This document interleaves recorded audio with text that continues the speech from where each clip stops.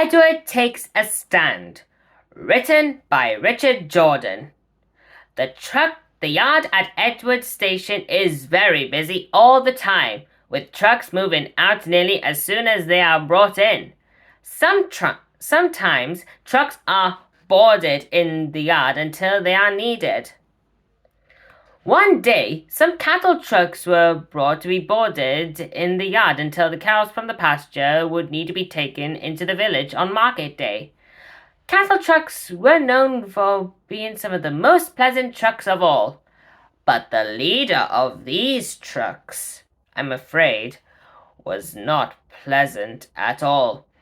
"Easy, easy!" he bellowed in a gravelly voice to Bill and Ben as they pushed the cattle trucks into the siding. Don't you two know how to shunt trucks properly?"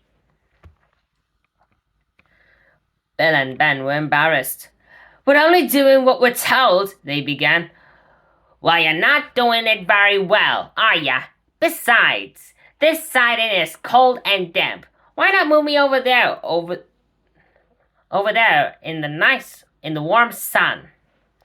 They looked over towards the center of the yard.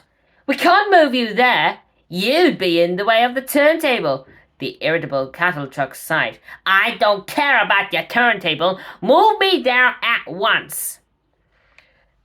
There was no arguing with him. Bill and Ben reluctantly moved the truck, but were worried about what Edward might say.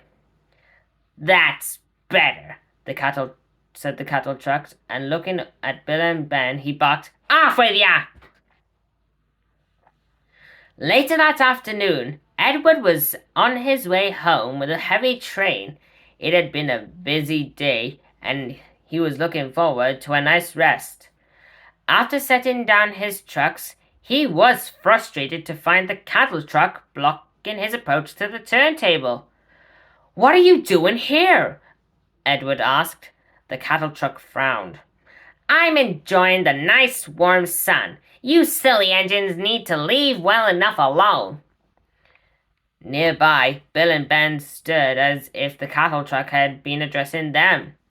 Edward surveyed the scene and realized what had happened. "Let's get one thing straight here and now," Edward said sternly. "We were kind enough to board you here in our yard, but I will not tolerate you mocking Bill and Ben. Pah! I'll do what I want to when I want to," the cattle truck sneered. Edward gave a sly smile. We'll see how far that gets you." The next day, Edward rounded out the cattle trucks to be taken to the market. The irritable leader truck was proving hard to move. "You can't stay here," said Edward. "Come on." "No," the cattle truck protested. "I don't need to carry any cattle today. I'm comfortable here, and here is where I intend to stay." Edward's patience was running very thin. "You two," the truck boomed to Bill and Ben. "Come take this old blue scrap iron away."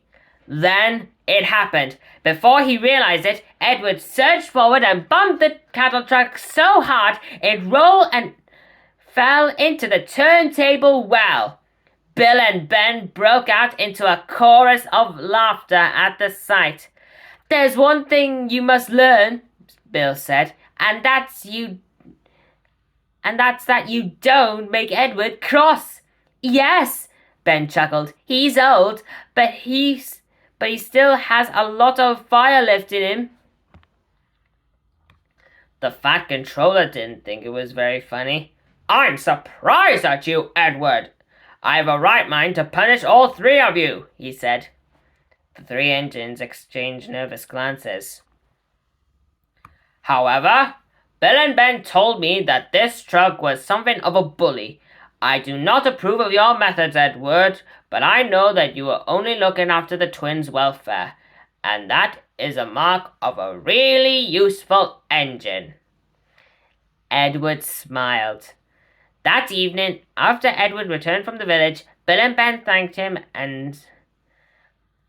for standing up for them, and then left for their sheds. Edward stayed behind to look over his yard.